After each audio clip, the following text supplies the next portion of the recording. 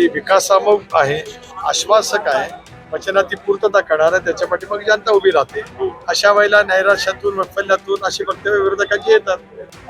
लोकसभेला त्यांना जे अभूतपूर्व यश मिळालं, ज्या पद्धतीने नाकारलं, वैफल्यग्रस्त झालेले विरोधक या निवडणुकीमध्ये इतके हतबल झालेत की त्यांना स्वतःची स्पेस त्यांना शोधता शोधता कंदील लावायला लागतो. असतानाच आज जालना शहरामध्ये प्रचाराच्या निमित्ताने जेवायला आलो. त्याला पोलाद उत्पादनामध्ये अग्रेसर असलेला जालनाचा परिसर, बियाण्याच्या उत्पादनामध्ये अग्रेसर असलेला हा परिसर, या शहराला इतक्या मोठ्या प्रमाणावरती एक हाती नेतृत्व मिळालं असताना सुद्धा शहरामधली एकंदरीत दुर्गंधी, एकंदरीत अवस्था बघितल्यानंतर मनाला प्रचंड वेदना त्या ठिकाणी झाल्या. या शहराचा कायापालट करण्यासाठी शहरवासियांनी आम्हाला ताकद आणि शक्ती द्यावी एवढीच विनंती करतो. साहेब, राजकीय प्रश्न आहे. काल ठाकरे बंधूची एक मुलाखत झाली, त्यामध्ये राज ठाकरे असं म्हणाले की अजित पवारांविरोधातील बैलगाडी भरपुरा होते, आता का देत नाही राज ठाकरे?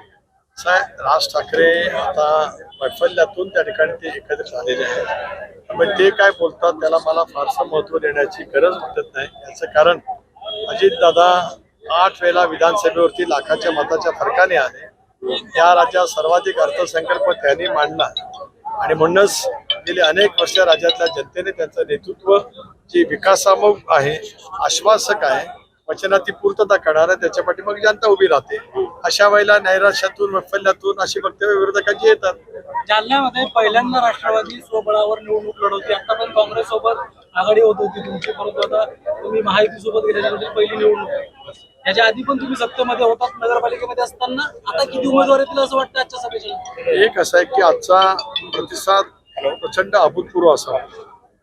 स्वबळावरती या शहरामध्ये निवडणूक पहिल्यांदाच आम्ही लढतो. ती पण महानगरपालिका स्थापन झाल्यापासून पहिली निवडणूक.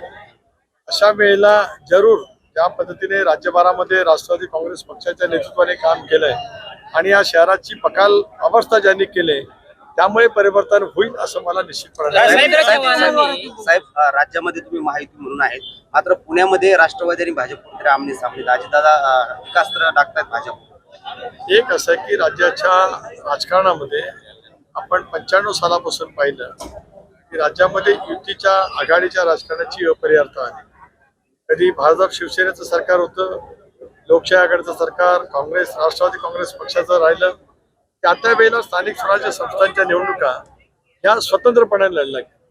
निवडणुका ज्यावेळेला लढतात, प्रचाराची ज्या वेळेला वेग वाढत राहतो, त्याला टीका टिप्पणी स्थानिक पातळीवरती होत असते. ही स्थानिक पातळीवरची टीका टिप्पणी आहे. मी या बाबतीमध्ये माझं अजितदादांशी बोलणं झालं, माननीय मुख्यमंत्री महोदयांशी झालं, बावनकुळे साहेबांशी झालं आणि त्याच्यामुळे टीका टिप्पणी निवडणुकापुरतं सीमित आणि त्या शहराच्या राजकारणापुरताच त्या ठिकाणी. त्याच्यावर विरोधक असं म्हणतात की तुम्ही विरोधकांना स्पेस मिळू नये म्हणून तुम्ही असं ठरवून करताय. सर, विरोधकांना विधानसभेच्या निवडणुकीमध्ये राज्यातल्या जनतेने लोकसभेला त्यांना जे अभूतपूर्व यश मिळालं, ज्या पद्धतीने नाकारलं, वैफल्यग्रस्त झालेले विरोधक या निवडणुकीमध्ये इतके हतबल झालेत की त्यांना स्वतःची स्पेस त्यांना शोधता शोधता कंदील लावायला लागतो. अशा वेळेला राष्ट्रवादी काँग्रेस पक्ष, शिवसेना असेल, भारतीय जनता पक्ष असेल, वेगवेगळ्या पद्धतीने ज्यावेळेला लढतात त्यावेळेला मग त्यांची स्पेस जनतेने ज्यावेळेला कमी केलेली आहे त्यावेळेला ते असं बोलणारच. हे ज्या वेळेला घडत असतं त्यावेळेला आपण बघितलं की नगरपालिकेच्या निवडणुका झाल्या, त्याही आम्ही परस्परांच्या विरोधामध्ये लढलो, पण राज्यातल्या जनतेने 90% कौल हा महायुतीला दिला.